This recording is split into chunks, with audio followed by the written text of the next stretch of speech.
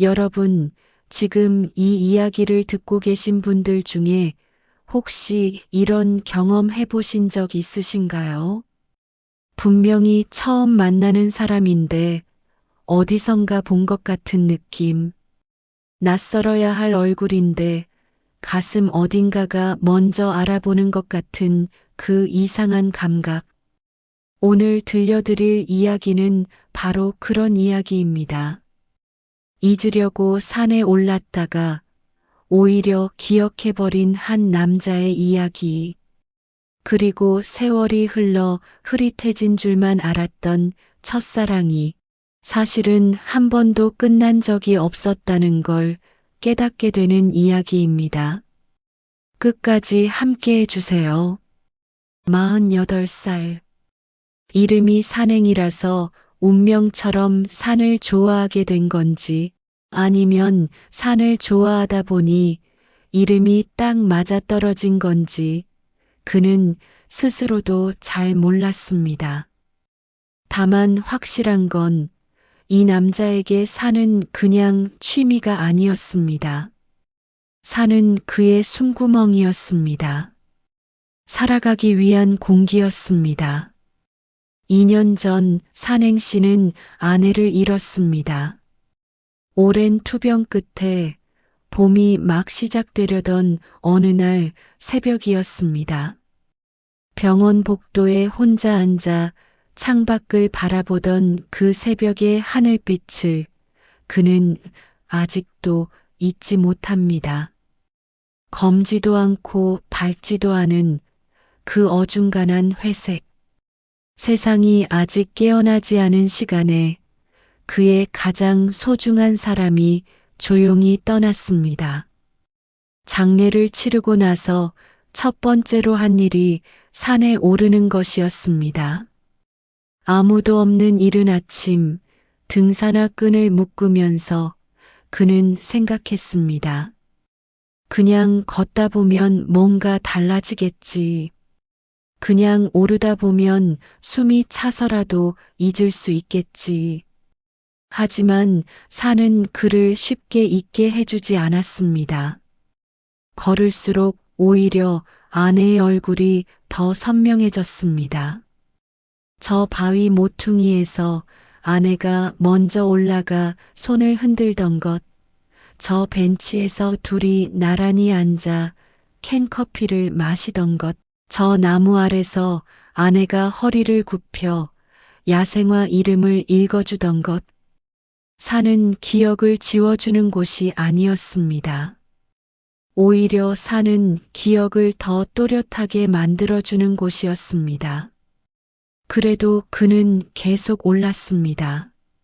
매주 토요일 아침 어김없이. 왜냐하면 적어도 산에서는 슬픔이 부끄럽지 않았으니까요. 아무도 보는 사람이 없는 산길에서 눈물이 흘러도 그건 그냥 땀이었습니다. 숨이 막혀도 그건 그냥 경사가 가파른 탓이었습니다.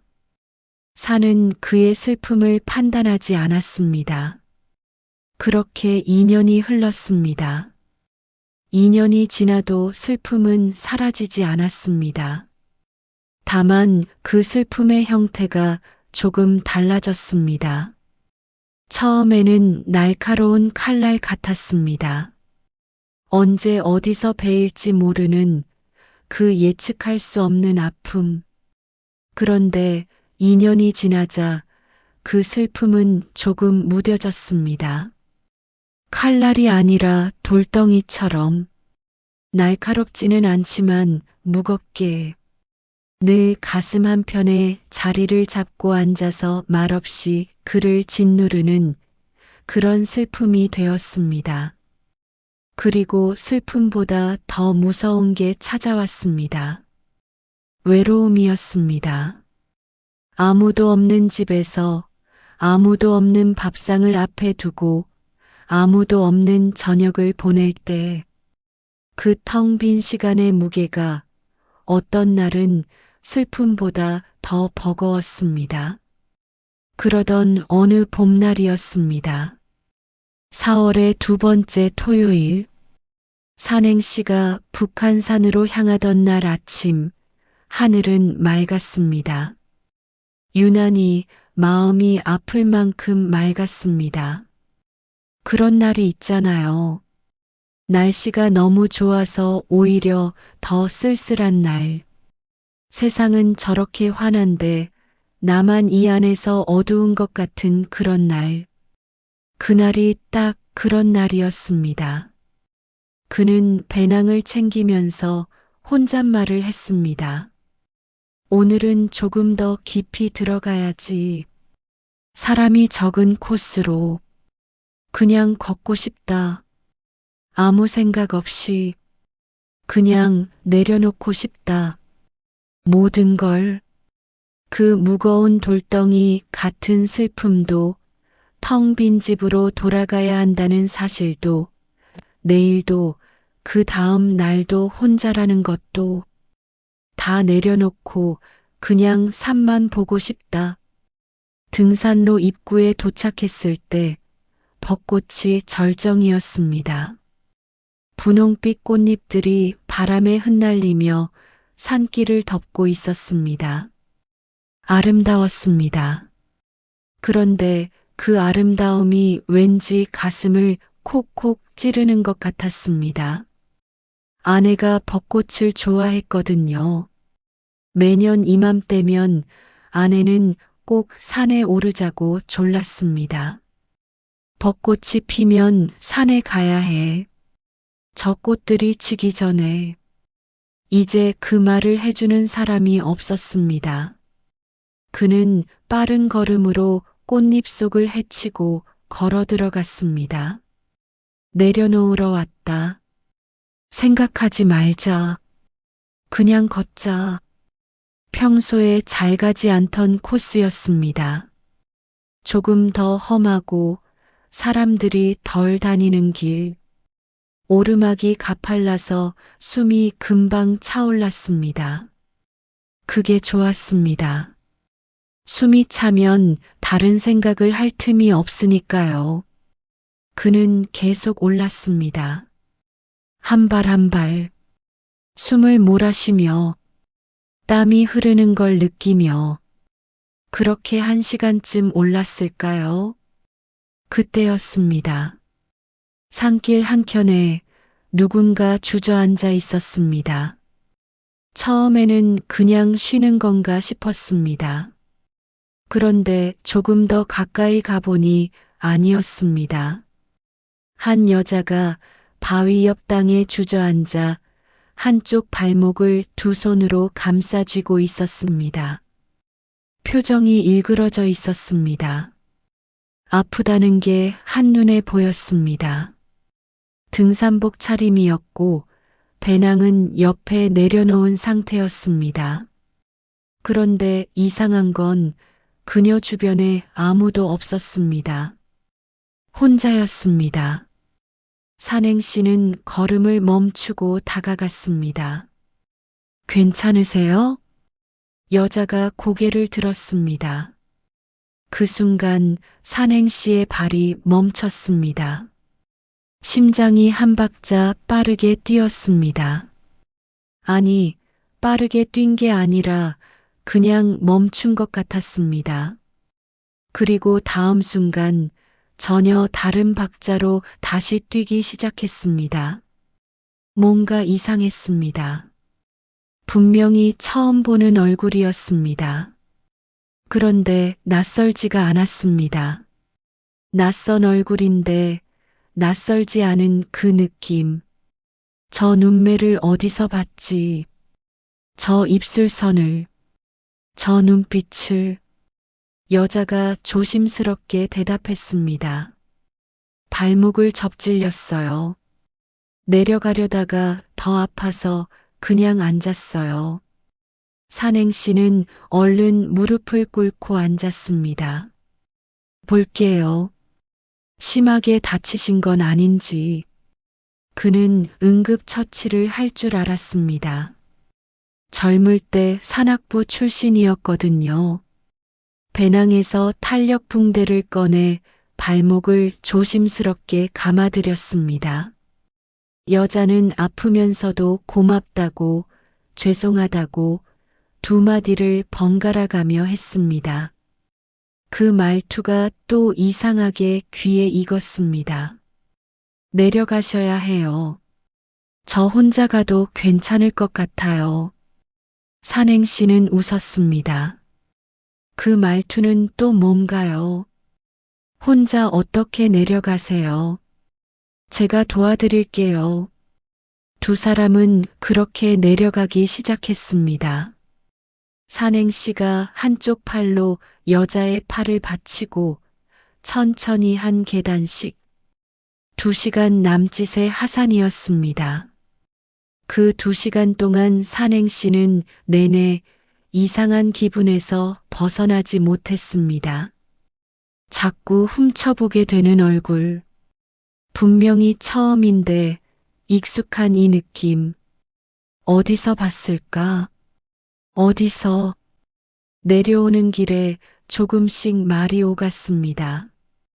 여자의 이름은 박하연이었습니다. 47살. 서울에 사는데 1년에 몇 번씩 혼자 산에 온다고 했습니다.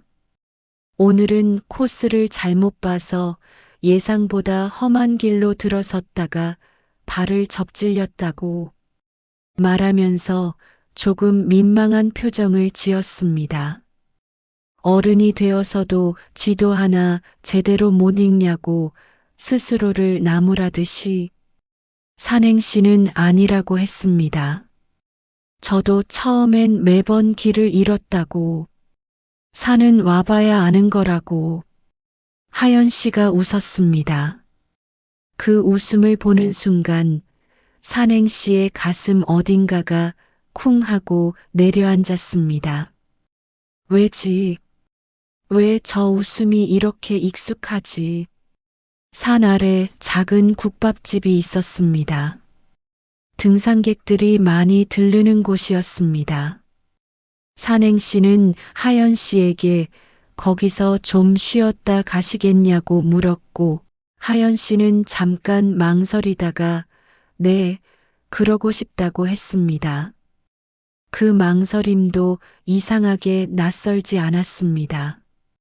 국밥집 구석 자리에 마주 앉아 두 사람은 뜨거운 국밥을 먹었습니다. 처음엔 어색했습니다. 완전히 낯선 사람이니까요. 그런데 이상하게 어색함이 오래가지 않았습니다. 국밥 한 숟갈씩 떠먹으면서 이야기가 조금씩 나왔습니다. 혼자 오세요. 보통 산에? 네. 혼자예요. 원래는 함께 오던 사람이 있었는데 말끝이 흐려졌습니다. 산행씨는 더 묻지 않았습니다. 그 말의 무게가 어떤 건지 알 것 같았으니까요. 저도요 라고 그는 말했습니다. 원래는 같이 오던 사람이 있었어요. 2년 됐어요. 혼자 된 지. 하연씨가 조용히 고개를 끄덕였습니다. 저는 3년이에요. 두 사람 사이에 잠깐 침묵이 흘렀습니다. 그런데 그 침묵이 불편하지 않았습니다. 같은 색의 슬픔을 가진 사람끼리만 나눌 수 있는 종류의 침묵이었습니다.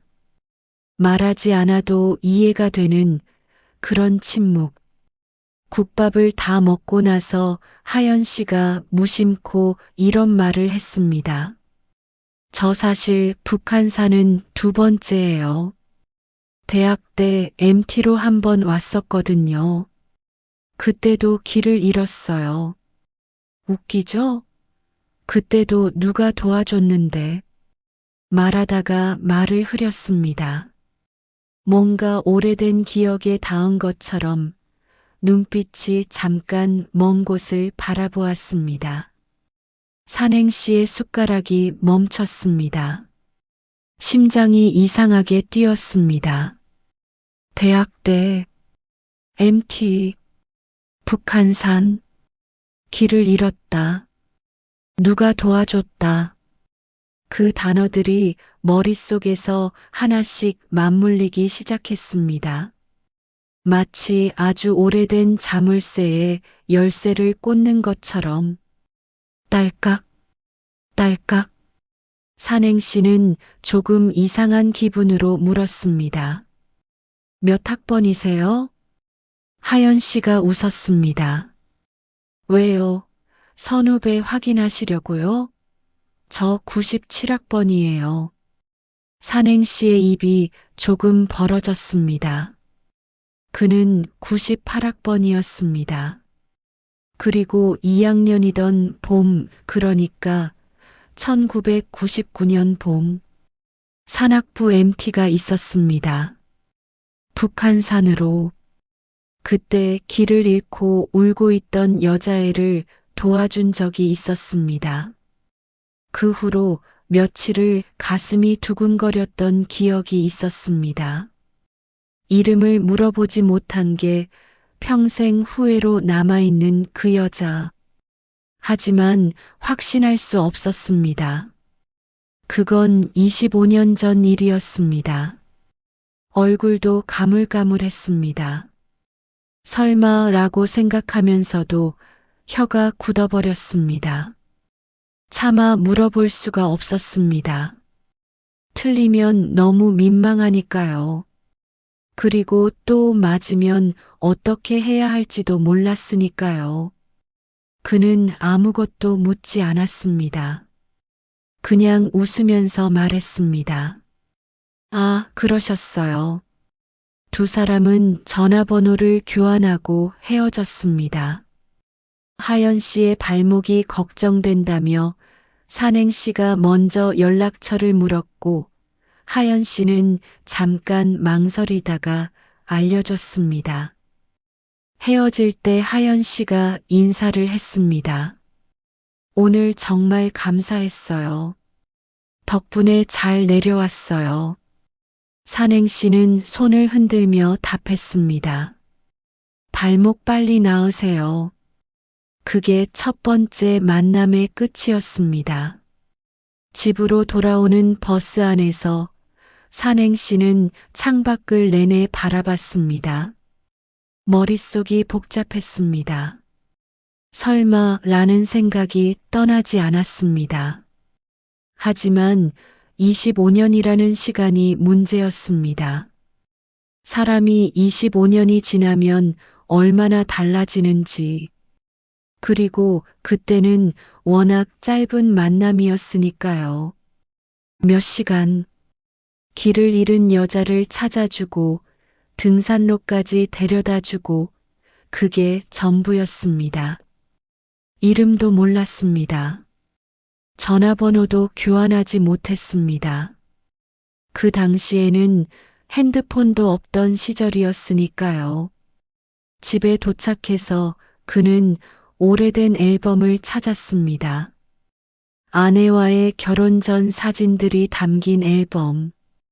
학창시절 사진들도 있었습니다.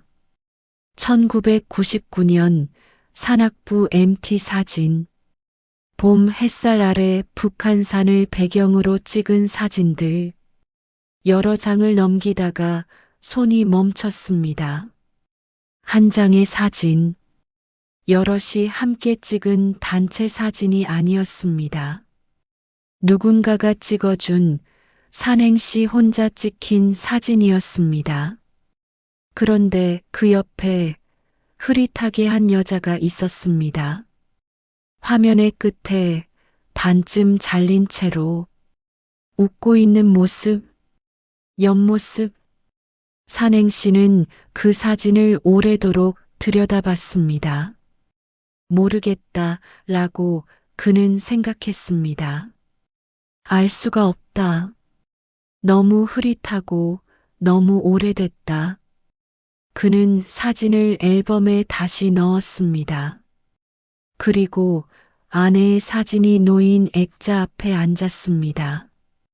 한참 바라봤습니다. 가슴 어딘가에서 죄책감 같은 게 슬그머니 올라왔습니다. 오늘 처음 만난 여자가 자꾸 생각난다는 것에 대한 죄책감, 그 사람 웃음이 익숙하게 느껴진다는 것에 대한 죄책감, 아내 앞에서 다른 사람이 생각난다는 것에 대한 죄책감.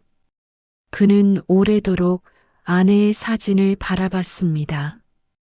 당신 보고 싶다. 오늘 좀 이상한 일이 있었어. 말해주고 싶다. 근데 당신이 없잖아. 그날 밤 그는 연락하지 않았습니다. 다음 날도 그 다음 날도 사흘이 지났습니다. 나흘이 지났습니다. 핸드폰에 저장된 박하연이라는 이름을 몇 번을 열었다 닫았습니다. 뭐라고 문자를 보내야 할지 몰랐습니다. 발목은 어떠세요? 라고 하면 될 것 같으면서도 그게 시작이 되면 어떻게 될지가 두려웠습니다. 한편 하연 씨의 집에서도 비슷한 일이 벌어지고 있었습니다. 그녀 역시 혼자였습니다. 3년 전 남편을 갑작스러운 사고로 잃었습니다. 예고 없이 찾아온 이별이었습니다. 그 충격에서 벗어나는데 2년이 걸렸습니다. 그리고 3년째에 접어들면서 이제 조금씩 살아볼 수 있을 것 같다는 생각이 들었습니다. 그래서 다시 산에 가기 시작했습니다. 걸으면서 생각을 비워보려고. 그날 산에서 도와준 남자. 하연 씨는 집에 돌아와서 한참 그 생각을 했습니다. 이상하게 낯설지 않던 그 사람. 무릎을 꿇고 발목을 감아주던 손. 자꾸 훔쳐보다가 들킬까봐 고개를 돌리던 그 눈빛. 그리고 국밥집에서 나눈 짧은 대화. 원래는 같이 오던 사람이 있었어요. 그 말이 귀에 맴돌았습니다. 그리고 국밥을 먹다가 문득 흘러나온 자신의 말. 대학 MT 때 북한산에서 길을 잃었다는 이야기. 그때 누가 도와줬다는 이야기. 하연 씨는 오래된 일기장을 꺼냈습니다. 1999년 봄 일기. 꽤 오래 찾아야 했습니다.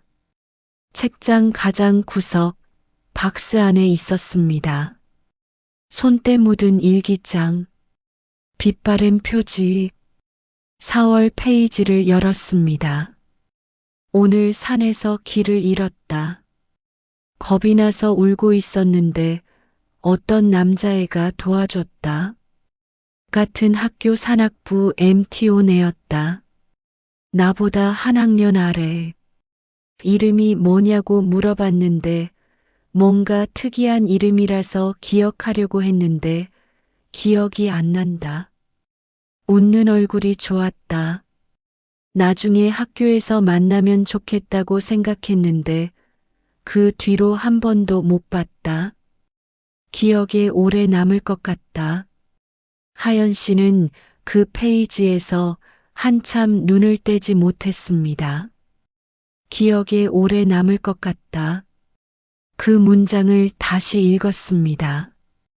그리고 오늘 만난 그 남자를 떠올렸습니다. 48살이라고 했었나? 98학번이라고 했었나? 산악부 출신처럼 능숙하게 발목을 감아주던 손. 그리고 이름이 김산행. 특이한 이름이라서 기억하려고 했는데 하연 씨의 손이 살짝 떨렸습니다. 설마, 아니겠지. 25년이 지났는데 세상에 그런 일이 있을 리가 없어. 그냥 비슷한 상황이 겹친 거겠지. 우연의 일치야. 그녀도 연락하지 않았습니다. 일주일이 지났습니다. 열흘이 지났습니다. 그러던 어느 날 저녁 산행 씨의 핸드폰에 문자 하나가 왔습니다. 박하연이라는 이름으로 발목 다 나았어요. 감사했습니다. 짧은 문자였습니다. 그런데 산행씨는 그 문자를 3번 읽었습니다. 4번 읽었습니다. 그리고 한참 망설이다가 답장을 보냈습니다. 다행이에요. 조심하세요. 그게 끝이었습니다. 라고 생각했습니다. 그 문자로 인연이 끝나도 이상하지 않았습니다. 그냥 산에서 우연히 만나 도움을 주고받은 사람, 그걸로 충분했습니다. 그런데 이틀 뒤 하연 씨에게서 또 문자가 왔습니다. 혹시 다음 주 토요일에도 북한산 가세요? 산행 씨는 그 문자를 보고 한참 가만히 있었습니다. 심장이 조금 빠르게 뛰었습니다. 그 느낌이 낯설었습니다. 2년 만에 처음 느끼는 종류의 두근거림이었습니다. 그는 아내의 사진을 한번 바라봤습니다. 그리고 답장을 보냈습니다. 네, 갑니다. 한 달 뒤의 토요일, 두 사람은 다시 북한산 입구에서 만났습니다. 이번엔 처음부터 함께였습니다. 서로 어색하게 인사를 하고 조금 거리를 두며 걷기 시작했습니다. 처음엔 말이 별로 없었습니다. 산이 그 빈 공간을 채워줬습니다. 새소리, 바람소리, 발밑에서 나는 흙 밟는 소리. 두 사람은 그 소리들 사이에서 천천히 걸었습니다. 오르다 보니 말이 나왔습니다. 이상하게 편했습니다. 같이 오래 산을 다닌 사람들처럼 서로의 보폭이 비슷했고 쉬는 타이밍이 비슷했고 경치를 바라보며 멈추는 순간이 비슷했습니다. 처음 함께 오르는 사람인데 오래 함께 오른 사람 같은 느낌. 정상에 가까워질수록 벚꽃은 지고 있었습니다. 한 달 사이에 계절이 조금 달라진 것이었습니다. 연두빛 새잎이 돋아났습니다. 그 사이사이로 흰 꽃잎이 아직 남아 흩날리고 있었습니다. 정상에 올라 두 사람은 나란히 앉았습니다. 서울이 발 아래 펼쳐졌습니다. 봄 하늘 아래 도시가 아득하게 내려다 보였습니다. 가져온 따뜻한 커피를 나눠 마셨습니다. 한참 아무 말 없이 그 풍경을 바라봤습니다. 그러다 하연 씨가 먼저 말을 꺼냈습니다. 남편 이야기였습니다. 갑작스럽게 가버린 것, 준비할 시간이 없었던 것, 그래서 더 오래 걸렸다는 것. 처음에는 매일 밤 그냥 자다가 깨서 울었다고. 이제는 그러지 않는데 그래서 오히려 미안한 것 같기도 하다고. 익숙해진다는 게 배신 같다고. 산행 씨는 들으면서 고개를 끄덕였습니다. 그 감각을 알았으니까요. 슬픔이 옅어지는 게 왜 또 슬픈 건지. 그는 아내 이야기를 했습니다. 오래 아팠다는 것. 그래서 마음의 준비는 했는데 막상 닥치니까 준비 같은 건 없더라는 것. 아직도 자다가 일어나서 옆을 보게 된다고. 그리고 산에서 아내 흔적을 자꾸 찾게 된다고. 여기 오던 사람이었다고. 하연 씨가 조용히 말했습니다. 그래서 내려놓으러 오시는 거군요. 산행 씨는 피식 웃었습니다. 내려놓으러 오는데 내려놓아지질 않아요. 하연 씨도 웃었습니다. 저도요. 그런데 뭔가 올라오면 조금은 가벼워지는 것 같아요. 아주 조금이지만 두 사람은 한참 그 자리에 앉아 있었습니다. 바람이 불었습니다. 하얀 꽃잎이 날아왔습니다. 하연 씨의 머리카락이 조금 흩날렸습니다. 그 순간 산행 씨는 또 그 기시감을 느꼈습니다.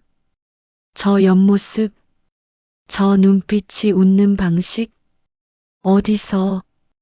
그는 용기를 내서 물어보려다가 멈췄습니다. 아직은 아니다. 확신이 없는데 말하면 이상해진다. 내려오는 길은 오를 때보다 훨씬 편안했습니다. 말도 더 많아졌습니다. 좋아하는 계절 이야기, 자주 가는 등산로 이야기, 먹는 걸 좋아한다는 이야기, 소소한 이야기들이 자연스럽게 흘렀습니다. 어느 순간 하연 씨가 발을 헛디뎌 조금 비틀거렸습니다. 산행 씨의 손이 자연스럽게 나갔습니다. 하연 씨의 팔을 잡았습니다. 그리고 그대로 두 손이 잡혔습니다. 둘 다 그 손을 놓지 않았습니다. 아무 말도 하지 않았습니다. 그냥 그렇게 손을 잡고 산을 내려왔습니다. 그날 헤어지면서 두 사람은 다음 주 토요일에도 만나기로 했습니다. 그 다음 주에도, 그 다음 주에도 계절이 조금씩 바뀌어 갔습니다.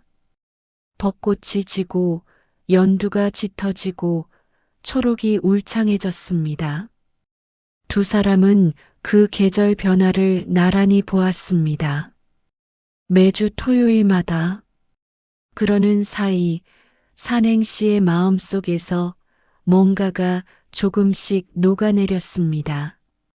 가슴 한편에 앉아있던 그 무거운 돌덩이 같은 슬픔이 완전히 사라진 건 아닌데 조금씩 작아졌습니다.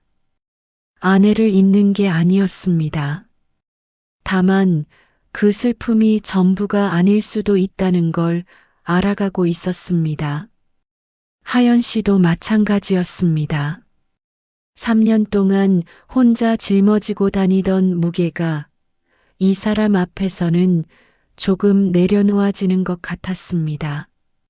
말하지 않아도 아는 것들이 있었습니다. 그 공감이 이상하게 편안했습니다.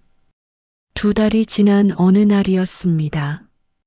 여름이 막 시작될 무렵이었습니다.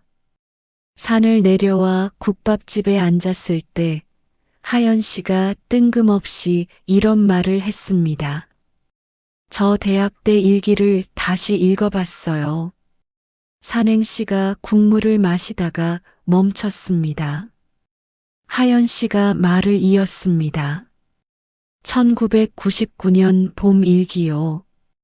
그때 북한산 MT에서 길을 잃었을 때 누가 도와줬다는 내용이 있었어요. 산행 씨가 숟가락을 내려놓았습니다. 하연 씨가 그를 바라봤습니다. 눈빛이 조금 떨렸습니다. 산악부 MT 온 남자애였다고 썼더라고요. 나보다 한 학년 아래.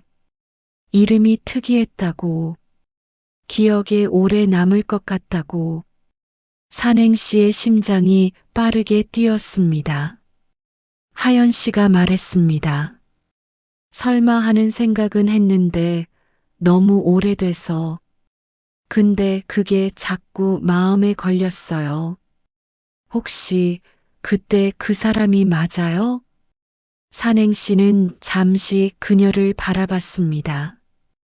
그리고 천천히 고개를 끄덕였습니다.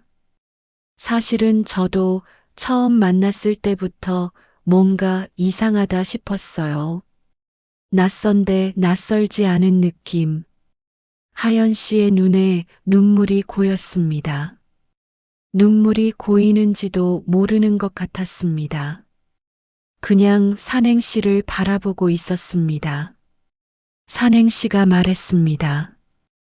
그때 이름을 못 물어본 게 이상하게 오래 기억에 남았어요. 하연 씨가 웃었습니다.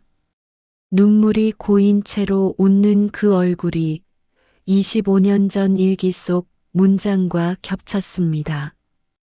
기억에 오래 남을 것 같다. 두 사람은 한참 아무 말도 하지 않았습니다. 국밥집 창밖으로 초여름 햇살이 쏟아졌습니다. 산에서 내려온 두 사람의 얼굴 위로 빛이 기울었습니다. 며칠 뒤 산행 씨는 그 오래된 앨범을 다시 꺼냈습니다. 1999년 봄 사진, 사람들이 모여 찍은 단체 사진들, 그리고 그 사진, 화면 끝에 반쯤 잘린 채로 웃고 있는 옆모습. 그는 그 사진을 손에 들고 하연 씨를 찾아갔습니다. 초인종을 누르고 기다리는 그 몇 초가 이상하게 길게 느껴졌습니다. 문이 열리고 하연 씨가 나왔습니다. 산행 씨는 말없이 사진을 내밀었습니다. 하연 씨가 사진을 받아들었습니다. 들여다봤습니다. 한참을 들여다봤습니다. 화면 끝에 반쯤 잘린 그 옆모습을, 22살의 자신을. 그녀의 눈에서 눈물이 흘렀습니다. 소리 없이, 조용히 산행 씨가 말했습니다. 그때도 이 산이었네요. 하연 씨가 고개를 들었습니다. 눈물이 뺨을 타고 흘렀습니다. 네, 라고 말하려다가 목이 메어서 그냥 고개만 끄덕였습니다. 두 사람은 오래 그렇게 서 있었습니다. 말이 필요 없었습니다. 25년이라는 시간이 그 사이에 있었고, 각자의 삶이 있었고, 각자의 사랑이 있었고, 각자의 슬픔이 있었습니다. 그리고 그 모든 것을 지나 같은 산에서 다시 마주쳤습니다. 인연이라는 게 무엇인지 두 사람은 이제 조금 알 것 같았습니다. 인연은 반드시 이어지는 게 아닐 수도 있습니다. 끊어졌다가 다른 길을 돌아서 전혀 예상치 못한 계절에 다시 만날 수도 있는 것이 인연인지도 모릅니다. 잊으러 간 산이었습니다. 내려놓으러 간 산이었습니다. 슬픔도 외로움도 그 무거운 돌덩이 같은 것들을 거기 두고 오려고 올랐던 산이었습니다. 그런데 산은 다른 걸 줬습니다. 내려놓으러 간 산에서 당신을 주었습니다. 그 봄 이후로 두 사람은 매주 토요일 함께 산에 오릅니다.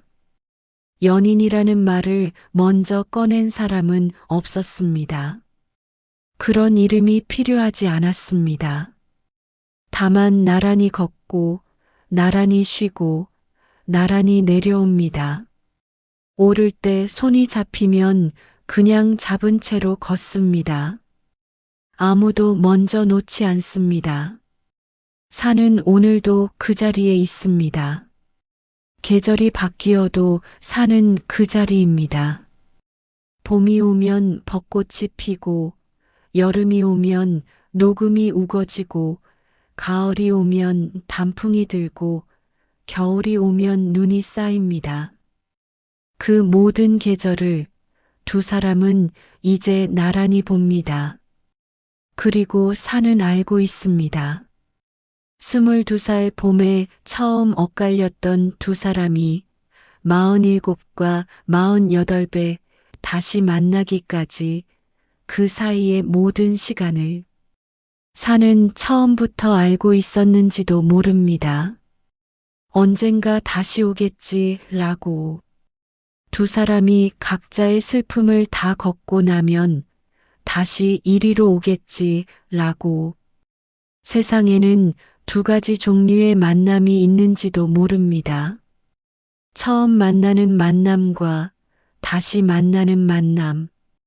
그런데 가장 특별한 만남은 처음인 줄 알았는데 사실은 다시였던 그 만남인지도 모릅니다.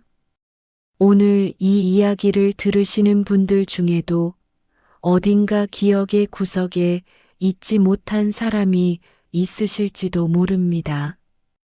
이름도 잘 생각나지 않는, 얼굴도 흐릿해진, 그러나 가슴 어딘가에서만은 아직 선명한 누군가. 그분들께 드리고 싶은 말이 있습니다. 세상은 생각보다 좁습니다. 그리고 인연은 생각보다 질깁니다. 끊어진 것처럼 보여도 어딘가에서 이어져 있는 경우가 있습니다. 그러니 너무 빨리 포기하지 마세요. 잊으러 간 산에서도 예상치 못한 선물이 기다리고 있을 수 있으니까요.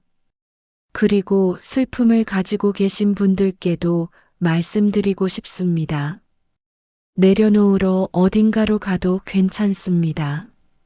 내려놓으러 갔다가 내려놓지 못해도 괜찮습니다. 어쩌면 내려놓는 것보다 더 좋은 일이 그 길에서 기다리고 있을지도 모르니까요. 김산행 씨는 오늘도 토요일 아침이면 등산화 끈을 묶습니다. 혼자가 아닙니다. 옆에서 배낭을 챙기는 사람이 있습니다. 박하연 씨입니다. 두 사람은 말없이 현관을 나서서 나란히 걷습니다. 산을 향해서 잊으러 갔다가 기억한 산, 내려놓으러 갔다가 주워온 사람. 그 산은 오늘도 변함없이 거기 있습니다. 다음에 올 누군가를 위해서. 오늘 이야기 어떠셨나요?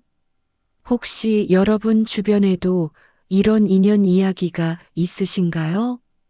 잊지 못하는 누군가가 있으신가요? 아니면 뜻밖의 곳에서 소중한 사람을 만나신 경험이 있으신가요? 댓글로 여러분의 이야기를 남겨주세요. 한 분 한 분의 이야기가 누군가에게 큰 위로가 될 수 있습니다. 아직 구독 안 하신 분들은 구독 버튼 한번 눌러주시고 이 이야기가 좋으셨다면 좋아요도 눌러주세요. 여러분의 관심이 이 이야기들을 계속 이어가게 해줍니다. 고맙습니다.